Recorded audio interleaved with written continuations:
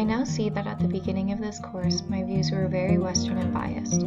I believed deeply in Western science and supported its knowledge and methods without questioning it, and was ignorant to other ways of learning and understanding because of academia and my lack of exposure. The first thing to really impact me was the module on the Three Sisters Garden and its teaching, both for the literal garden and the metaphorical garden. The corn, beans, and squash grow together and support each other in perfect harmony, with each individual bringing something different but equally important to the equation. The Three Sisters Garden was my first real glimpse into the fact that there are other ways of knowing, growing, and learning aside from what I've been taught in my Western society. Understanding the Three Sisters Garden and what it symbolizes helped me in my journey to becoming a better sister myself, the fourth sister, a symbol which I did not learn about until much later in this course. The fourth sister is the protector, the supporter, the friend. She supports the garden and does not impede on the three sisters as they do their job and live their lives. She brings the bees that help the garden thrive. The fourth sister is an ally. In my path to becoming the fourth sister, I have learned that many important lessons.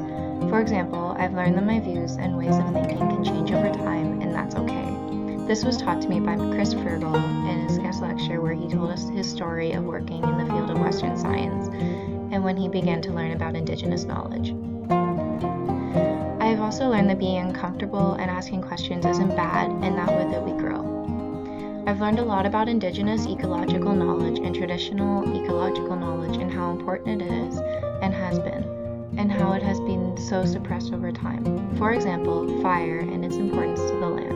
Indigenous people had used fire for years and years to care for the land in a way that benefited everyone and was sustainable. Over time, much of this knowledge was suppressed by colonizers and traditional burnings were banned or made illegal. People are only now beginning to understand this mistake. There are many lessons and modules that were especially impactful for me. As mentioned before, the Three Sisters teachings and the Four Sister teachings were both important for me. Guest lecturers also played a large role.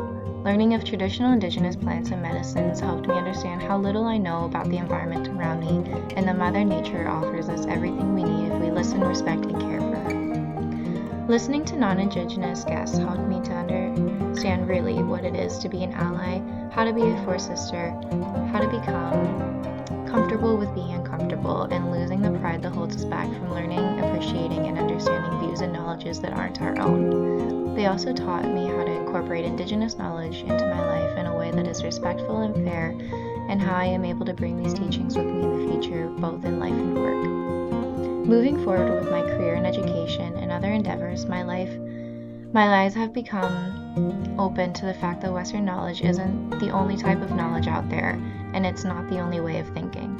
This helps me to become more open and understanding of other views, ideas, and practices. I have lost a part of my ego that made me defend Western culture and science as much as I had before.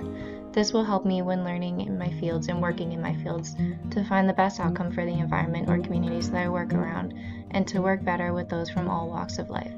But too, and maybe most importantly, I have learned that I know nothing, and that is humbling.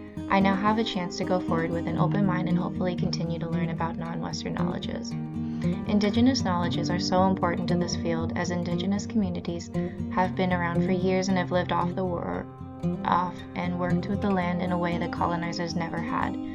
They help shape the land and are truly a part of it. They know what's best for their homes in an intimate way that colonizers and Western science knowledge holders never could.